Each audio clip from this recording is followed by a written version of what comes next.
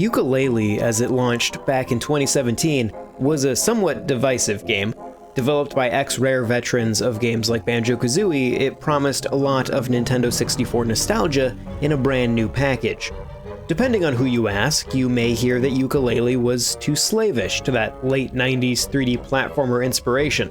Others will tell you that it was the deviations from that formula that are the cause of any of its problems. For myself, I actually think Yooka-Laylee is a solid game.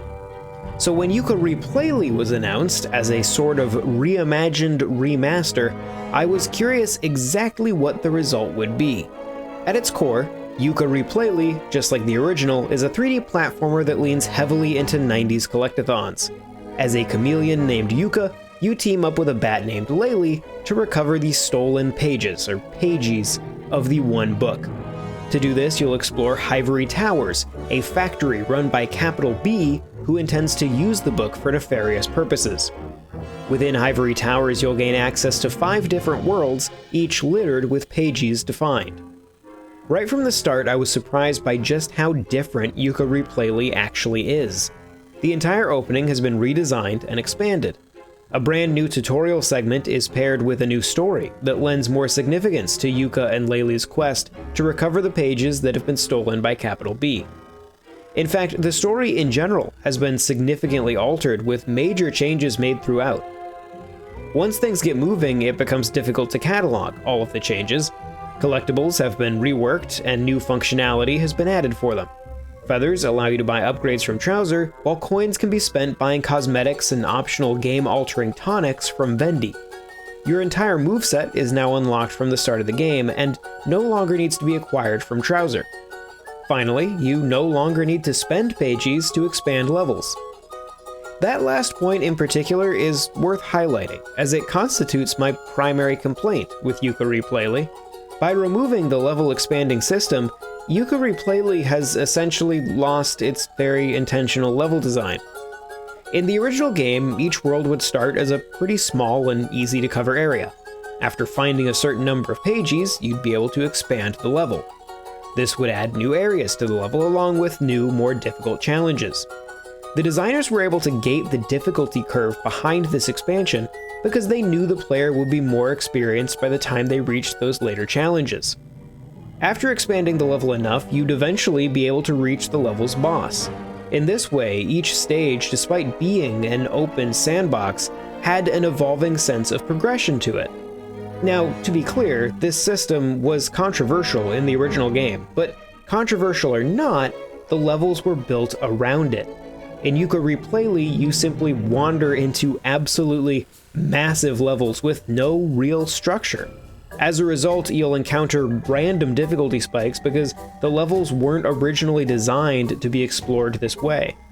Now granted, as a fan of the original game, I was concerned that this may simply be my own dislike of a change in the formula, so I reached out to Jordan Rudek, who has also been playing through the game, to help me gather footage for this review.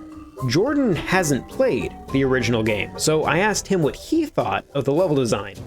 He responded by telling me they felt too big and saying that he wished they had some sort of direction, which is exactly what I expected.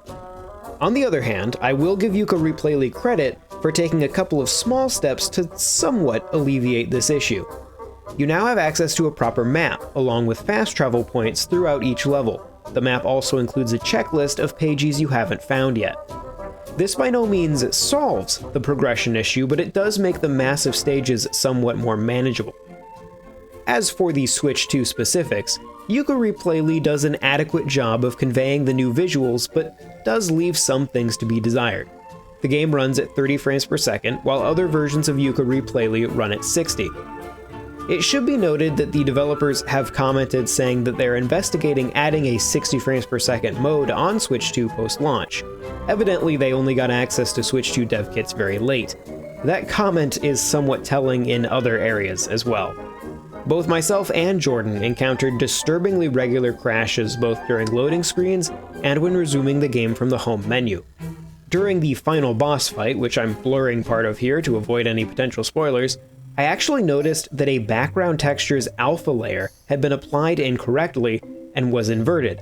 This meant that instead of a skybox full of clouds, I had a skybox full of bright white squares with a cloud-shaped cutout in the middle.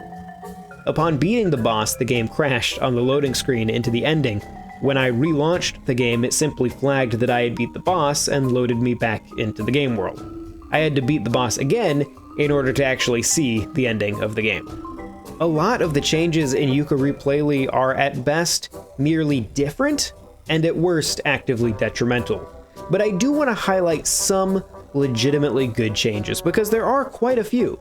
Character control and feedback in combat feels significantly better. Collectibles are more intentionally placed and naturally lead you through levels rather than just being randomly strewn. If you're watching for collectibles, they'll just sort of draw you into hidden areas of each level. There are a bunch of nice technical touches in the graphical updates, such as volumetric snow and fog that respond to you moving through them. There has clearly been a lot of very thoughtful work put into improving Yooka-Laylee, but somewhere along the line, a few elements of key underlying game design have been lost in the shuffle. At the end of the day, I think there is an argument that Yooka-Replaylee is a more accessible entry point for this game than the original. I certainly think it's easier to play. But it is disappointing that I can't say that more definitively. There are a lot of great quality of life updates, but between stability issues and some questionable feature removal, it is hard to recommend this version without reservation. As I said at the outset, I like the original Yooka-Laylee, and I like Yooka-Replaylee. I think I can say that it probably fixes more than it breaks, but I'd rather it avoided breaking anything in the first place. This video was made possible by our generous supporters on Patreon. Check out patreon.com/NWR for all the details.